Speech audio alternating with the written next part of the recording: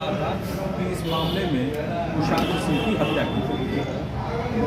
ये पूरा प्रकरण था और इसकी एफआईआर वहाँ दर्ज कराई गई और से नीचे फेंकने की एक घटना हुई जिसमें इतनी सूचना इनको 6 बजे सुबह मिली। 6 तारीख को ये लोग 9:15 बजे ये लोग वहाँ पहुँचे तो इन्होंने अपने एक रिलेटिव को सूचना दिया था और उन्होंने उस सूचना पर सबसे पहले पहुँचे। वहाँ पहुँचने के बाद जो है देखा कि वहाँ ऑनलाइन कैसे जो है हमारे यहाँ अधिवक्ता हैं श्री अजय कुमार सिंह, उनके एकमात्र पुत्र कुशाग्र सिंह जो MBBS में द्वितीय वर्ष के छात्र थे और ये शाहजहांपुर में मेडिकल कॉलेज में अध्ययनरत थे। वार्ता मैं यहाँ Gorakhpur bar association civil court Gorakhpur का महामंत्री ब्रजेश मोदी त्रिपाठी हूँ और हमारी जो सिविल कोर्ट बार एसोसिएशन की चुनी हुई समिति है उसके एक वरिष्ठ सदस्य अजय कुमार सिंह जी वो हमारे साथ बैठे हुए हैं। इनके एकमात्र पुत्र कुशाग्र सिंह की शाहजहांपुर मेडिकल कॉलेज में अर्जुन मेडिकल कॉलेज है जहां उनकी हत्या संदिग्ध परिस्थितियों में हुई, उसी को लेकर आज हम लोग इस प्रेस वार्ता को आयोजित किए हैं। मांग क्या है आप लोगों की? मांग 5 तारीख को 5 अक्टूबर को रात में इनके लड़के से इनके परिवार के लोगों से वार्ता हुई। लड़का 10:30 बजे तक बातचीत किया, एकदम नॉर्मल कंडीशन में था, कोई प्रॉब्लम नहीं थी। हॉस्टल में वो लड़का रहता था, अर्जुन मेडिकल कॉलेज है, तिलहर थाना अंतर्गत शाहजहांपुर। सुबह सूचना मिलती है 9 बजे इनको जरिए मोबाइल कि आपके बच्चे की छत पर से गिर के जाने से, हॉस्टल की छत से गिर जाने से मृत्यु हो गई। ये अपने एक रिश्तेदार को सूचना देते हैं जो लखनऊ में रहते हैं, वो तत्काल वहाँ पहुँचते हैं और देखते हैं कि परिस्थितियाँ काफ़ी संदिग्ध हैं और वो उनके पहुँचने के बाद उन्होंने पुलिस को सूचना दिया, कॉलेज प्रशासन को सूचना दिया। लेकिन ताज्जुब की बात ये थी कि इस सब के बाद भी वहाँ कॉलेज प्रशासन मौके पर मौजूद नहीं आया। जानकारी होने के बाद भी कॉलेज प्रशासन वहाँ नहीं पहुँचा और कोई भी जिम्मेदार व्यक्ति नहीं आया।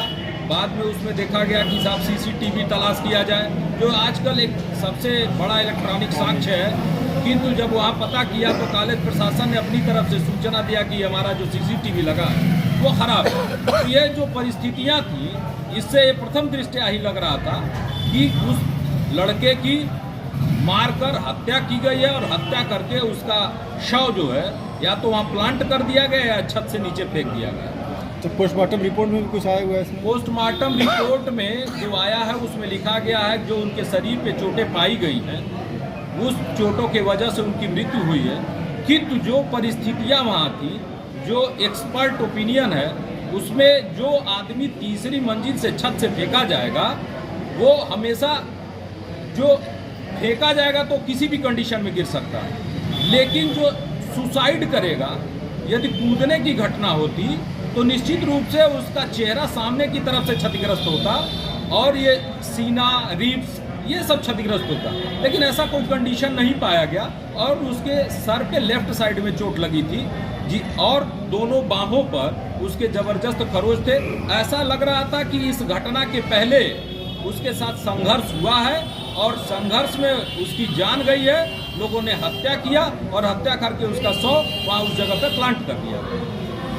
मुकदमा भी नहीं दर्ज हुआ इसमें? इस संदर्भ में जब अजय सिंह जी वहाँ पहुँचे तो बहुत मशक्कत के बाद पुलिस ने FIR दर्ज किया और वास्तव में पुलिस उस समय FIR दर्ज करने में भी आनाकानी लगातार कर रही थी, क्योंकि जो भी लोग थे वो कॉलेज प्रशासन है वो भी बड़ी ऊँची पहुँच के लोग हैं, जो बच्चे वहाँ हैं वो भी ऊँची पहुँच के परिवार के हैं। तो ऐसी परिस्थितियाँ बनी कि पहले तो FIR नहीं दर्ज हुई थी, लेकिन फिर जब इन लोगों ने अपना वहाँ बड़े अधिकारियों से संपर्क किया और अपनी बात कही तब बड़ी मुश्किल से जाकर FIR दर्ज हुई और FIR दर्ज हुए करीब 1 महीना बीत गया और वो अभी विवेचना में ना तो कोई सूत्र का पता लगा पाए ना किसी की गिरफ्तारी कर पाए। और सबसे संदिग्ध पोजीशन ये थी कि जिस कमरे में वो लड़का रहता था या जहां से फेंकने की यदि कोई शंका थी या कूदने की शंका थी, उन जगहों को पुलिस ने न तो प्रिजर्व किया, न उसके सामान को प्रिजर्व किया और न उसको सील किया बंद दशा में। जो अखबारों के माध्यम से पता चला कि खुली दशा में सील किया गया, जो कि साक्ष्य मिटाने का पूर्ण तरीका है।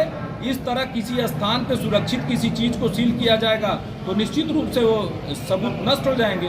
तो कहीं न कहीं इस मामले में पूरी तरह से उन जो लोग इस घटना में शामिल हैं उनको बचाने का प्रयास किया जा रहा है और 1 महीने में आज तक किसी भी क्लू का पता नहीं चला और न ही किसी व्यक्ति की गिरफ्तारी की। मांग क्या है आप लोगों की? हमारी मांग ये है, देखिए हम लोग अधिवक्ता हैं, हम पूरे समाज को न्याय दिलाते हैं। हमारे गोरखपुर बार एसोसिएशन के चयनित समिति के ये सदस्य हैं, वरिष्ठ सदस्य हैं और हम माननीय मुख्यमंत्री जी के इस जनपद के निवासी हैं।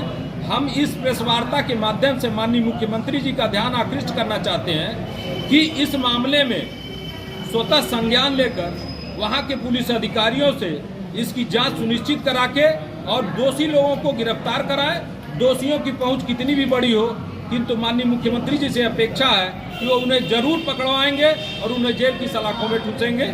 ये हमारी मांग है।